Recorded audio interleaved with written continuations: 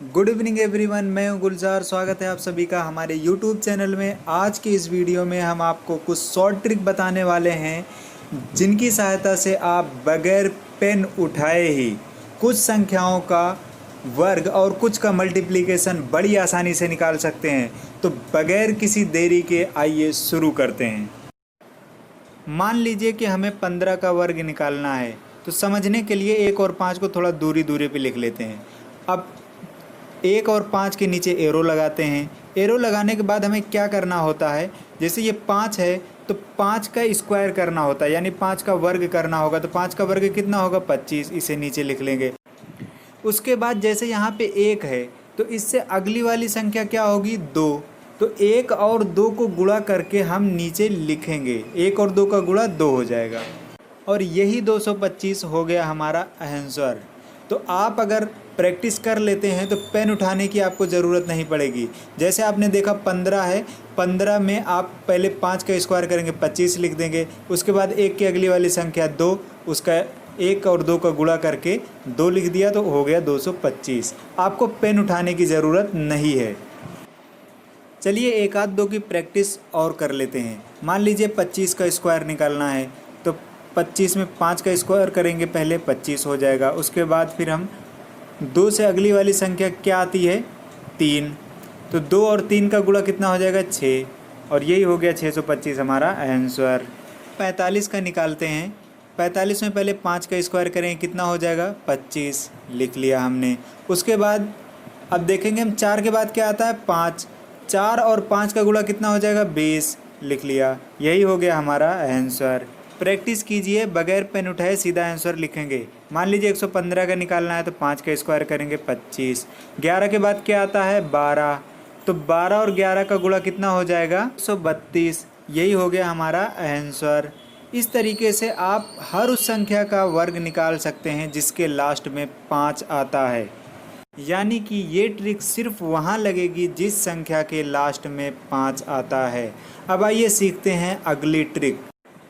मान लीजिए कि हमें 246 और 50 का गुणा करना है, तो हम इसमें क्या करते हैं, 50 को ऐसी संख्या से गुणा करते हैं कि ये 1 और 00 की फॉर्म में बदल जाए। यानी 50 को अगर हम 2 से गुणा कर देंगे तो ये 100 हो जाएगा, जिसमें 1 और 00 होगा। जितने का इसमें गुणा किया उतनी ही संख्या से दूसरी वाली संख्या में भाग दे देंगे। यानी कि 246 को 2 से भाग देंगे तो 123 आएगा। अब 123 और 100 को हम गुणा कर लेंगे, यही हमारा आंसर हो जाएगा। इसमें गुणा क्या करना है, 123 में जो आगे वाली संख्या है उसमें जितना 0 है वही 0 लिख लेना है। इस ट्रिक को हम वहाँ पर लगाएंगे जिसमें कोई ऐसी संख्या हो जिसे किसी छोटी संख्या से गुणा करने पर वो 1 और 0 के रूप में बदल जाए। आइए इसके लिए कुछ और उदाहरण देखते हैं। जैसे 48 और 25 को गुणा करना है, तो 25 को हम 4 से गुणा कर देंगे तो कितना हो जाएगा, 100 हो जाएगा। उसके बाद अगर हमने इसमें 4 से गुणा किया है तो 48 में 4 से भाग देंगे, तो 48 में 4 से भाग देंगे तो कितना हो जाएगा, ये हो जाएगा हमारा 12। अब इस 12 और 100 को गुणा कर लेंगे, यही हमारा आंसर हो जाएगा, यानी 1200। आप अगर इस तरीके से कुछ संख्या का गुणा करके अगर प्रैक्टिस कर लेंगे तो आपको पेन उठाने की ज़रूरत नहीं पड़ेगी। जैसे मान लीजिए 136 और 250 को करना है, तो 250 को हम 4 से गुणा करें, कितना हो जाएगा, 1000 हो जाएगा। 1 और 00 वाली रूप में बदल गया ये। अब उसके बाद हम 136 में भाग करेंगे, कितने से, 4 से ही, क्योंकि इसमें 4 से गुणा किया था 250 में। तो अब 136 को अगर हम 4 से भाग करेंगे तो कितना आएगा हमारा, ये आ जाएगा हमारा यहीं 12, यानी कि 3 और 1 बचा, ये 16 हो जाएगा। 4 चौक 16, यानी कि ये हो जाएगा 34। तो हम 34 और 100 को गुणा कर लेंगे तो यही हमारा हो जाएगा आंसर, यानी कि 34,000। इस ट्रिक से आप जो संख्या 100, 1000 या इस मल्टीपल में बदल सकती हैं उनका गुणा कर सकते हैं। अब हम जो ट्रिक सीखने जा रहे हैं, इससे 2 अंकों की कोई भी संख्या हो, अगर उनका गुणा करना है तो आप इस ट्रिक से कर सकते हैं।